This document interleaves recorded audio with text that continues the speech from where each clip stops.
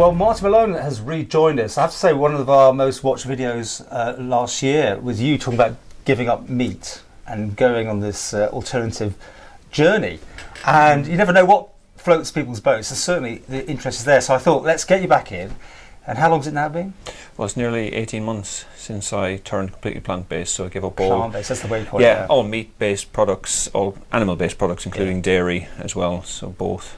And I've got to say, you were entering competition, so that was the extra bit of interest when you think you've got to get yourself bulked to some degree, and slim down and all that sort of thing. Okay, so take us through how it's been going. Well, as you know, I initially did it as an experiment, just to see could I get into shape to compete on a plant-based diet. The health benefits that I got from it, I have to say, was a big surprise, and particularly around my own personal recovery from training and exercise, because I'm heading towards 50 and my recovery times are getting shorter and shorter. Looking very good for it. Getting longer and longer. Thank you very much, Paul. And since moving on to a plant-based diet, one of the things I noticed was generally my recovery is better, so I seem to recover better from exercise. Secondly, my overall health generally has improved. Now, I've always been on a very healthy diet. I've always taken care of myself, but I have noticed improvements, and I get my bloods done once a year. All my blood markers come back more positive, so better than I'd ever seen them in the past. So generally speaking, my overall health improved. So I decided to continue with the diet, and now 18 months in, I've decided I'm going to remain plant-based. I tend not to use the word vegan too much, because I wouldn't say I'm a very strict vegan. If somebody happens to put a bit of milk in my tea and I'm in somebody's house... But you have a steak? No, definitely wouldn't have a steak. Okay. It's almost becoming trendy. There's another danger here, isn't it? People are moving over to that. We did an interview with Gianni about people starting New Year resolutions, and this could be like the whole of January, lots of people going to go vegan. Is that a good idea? Or? Well, if we think back, so in my opinion, the biggest problem with food today is the quality of food that we're eating. So if you go back 100 years, even 50 years, we ate seasonally, we ate what was available, you went to your local butcher, so you knew what you were eating. Food is a commodity now, and it's a huge global business. The meat, in particularly beef in the US, Australia, all the large countries, is a huge business. And unfortunately, because of that, the quality of the food that we're eating has reduced massively in the last, I would say more so in the last 20 years. So whilst in the past we would go to your local shop and you'd pick up your little basket of fresh vegetables and you knew they were sourced locally, local farmers produced good quality meat, and they still do, good quality dairy products. That's what you bought, and you ate seasonally, so you ate what was in season. So we tend to eat healthier just by accident, really, because we ate what was available to us. But like, you can go into a supermarket now and pick up a piece of meat that's been flown halfway across the world, and you have to question the quality of it.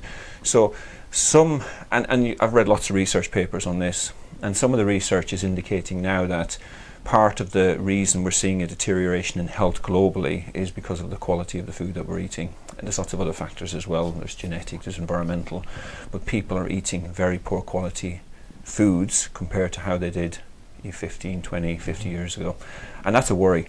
And we've seen longevity. I work in the insurance industry, and longevity is starting to level out. So people were living longer and longer and longer, and now that's starting to level out in certain countries. And they're saying the reason for that is that medical advances, which were keeping pace of deterioration in health, have now gone the other way. So people are becoming so unhealthy that even the medical advances are not keeping them alive for longer. So, and it's kids, it's all the way through, really. And I've seen a report by it was Dr. Henrietta Ure. She works for the government, and you'll see a scary statistic in there regarding obesity on the Isle of Man. 25%, I think it was 25% of children deemed to be obese before the age of 5 on the Isle of Man, which is really scary. So it's a number of factors, Paul. I think personally that, should everybody go vegan? The answer is probably no, because it doesn't suit everybody. It suits me, and I have a nutritional background, so I can quite easily construct a diet that I know is healthy and nutritionally balanced. Are you using supplements, by the way, at all? Like, I don't know, vitamin tablets or things like that? Yes, I will take a vitamin B12. Do you need iron and things like that? No, my iron levels have been quite good, because I eat lots and lots of green leafy vegetables, which are high naturally in iron. Right. B12 is the one that you have to be careful on a fully vegan or plant-based diet, because you primarily get B12 from meat. But with maybe a supplementation of B12 once every 3 or 4 months, you'll keep your levels high enough so that you're in the normal range.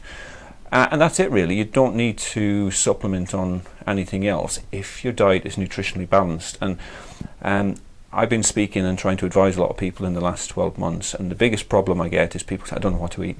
It almost sounds like an easy question to say, well, just eat plants, but it's very difficult to substitute all of the things that you would eat on a normal diet with a plant-based diet. What about supermarkets? It's coming very trendy, but some people are saying it's not necessarily that good for you, some of the pre-made food. It's starting to become a bit commoditized, right? And that's the problem. So making it yourself is what you do? Some of the vegan meat substitutes, if you look at the ingredients, are not very healthy. And because they've got vegan or plant-based or whatever on the label, you assume automatically, oh, this is healthy, so yeah, because it was trendy, and I think I kind of pick up some things like, oh, well, I won't have meat this time, I'll have one of those, but not knowing what I'm actually even looking at. And again, it's a lot of these foods are highly processed. Okay. Now you've got an event coming up at the end of January. You're going to be having a talk, and just tell us about that. What's happening? Yeah, interestingly, Laura Maud from the Boathouse in Peel, she turned vegan after battling breast cancer, and thankfully has successfully beaten it, and she turned vegan for health reasons, and she's running I think it's the 4th pop-up event in the Boathouse in Peel on veganism. So it's really about trying to educate people and to talk people through the journey that she's been through, but also really to try and help people who are thinking about going on a plant-based or vegan diet. This one is a fitness-themed event. So people actually eat as well, right? The ticket price. So the ticket price includes some really nice plant-based food options. It's a good idea to try before you buy one. Exactly, yeah. And it's a fitness-themed event, and I'll be speaking about my experiences over the last 18 months, as will Carl Bruder, who's into more bodybuilding, bulky, and John Barrett, who's a very knowledgeable guy on all things plant-based as well. So I think that would be quite a good event, and if people want to attend, just ring the Boathouse and you can book your ticket. And you got any more events happening this year? Are you planning for more things? Not this year. Next year, I'm taking a year off to. But we'll keep up to date with you. So I think we'll see if you want to watch this thing and hear about your journey. I think they will, and see how you go. And you never fall off it, or you might say you might have a. I think it's probably the best way, isn't it?